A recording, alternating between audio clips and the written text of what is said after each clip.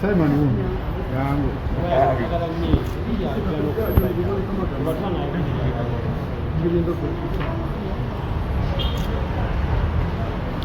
tuli wano ku kooti taputa mateeka kooti enkulu mu Kampala. Tuli okay?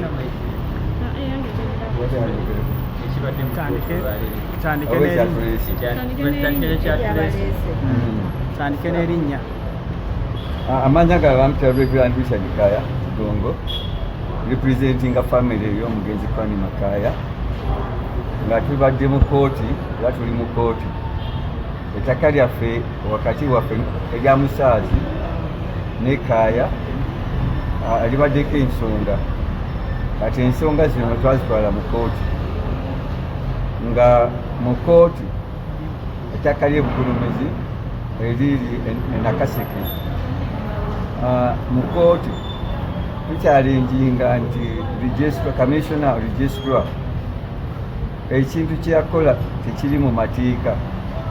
Okukyusa ekyapa kyaffe n'akizza Marwa mu mwezi gwa January guno nga tewaliwo gye bayita decision process. Waliwo ng'agenda agoberera omutendera tuyatuleeta ne tuwoza oba kiki.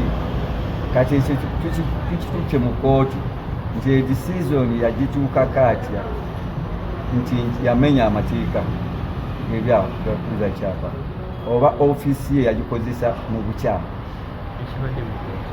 Ekibadde mu kooti olwaleero omulamuzi asazeewo gye bayita status quo.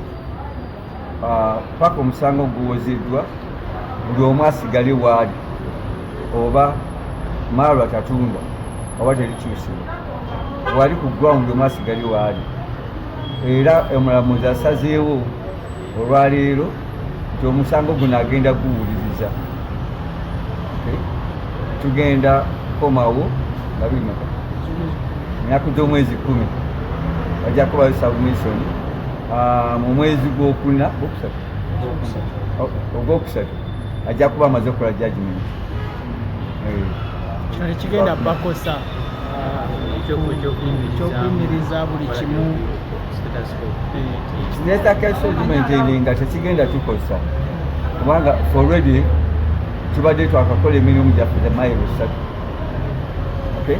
Tetwagala bazingiremu tutaddeko esente nyingi, twala kusiŋŋana ate nga basimbi oba tetwagala registrar commissioner okutuuka kugamba nti ate bano batunze investor omulala kuba batadde bayizizaayo batadde mu Marwa nga bakozesa obuyinza obutali bumenya amateeka. Tugambe nga kakati eno kooti ebaddewo constitution ya Uganda giba abalamuzi gye bamenye eya court martial ebadde ekola judgment n'okuwusa naye nga mu mateeka tebulina. Kino kituwoza kamisona ono obuyinza tabulina obwo. Kamisona musubirayo muwaabira ye ng'omuntu wano gwe tuloopye ye nga ye tumuloopye kamisona. Kati nga tumuloopye kooti emutunuulire nga kooti maaso bwe badde bagitunuulye Makindi terina buyinza obwo. Yali talina buyinza okukyusa kyapa kyaffe nga tewali kubuuza konako. There was no court decision process, due process to that. Singa muba muwangudde remedy kye mwagala kye mwagala abalirire bwe tuba tuwangudde Minisita Salma Mayanja Presidenti yayogedde naye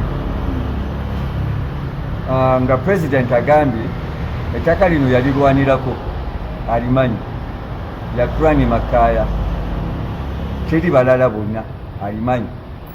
Era entaka 7 family ya Kwani Makaya zibamwa jijiri okwo naye abadde asabye minisita Sam Mayanja abeere omutabaganya waffe ebintu leme kugwera mu kooti tubiteese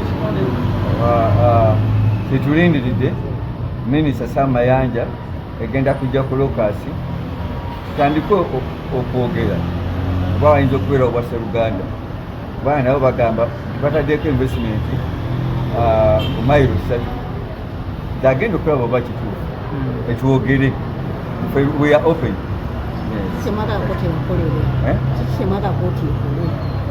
Kooti kyekoze olwaleero esazaamu kyapa ekizimba tusaba kooti kamisona kyeyakoze kiri unlawful kooti ekizeeyo lagire kamisona okuzayo ekyapa nkaya ne musaazi tusaba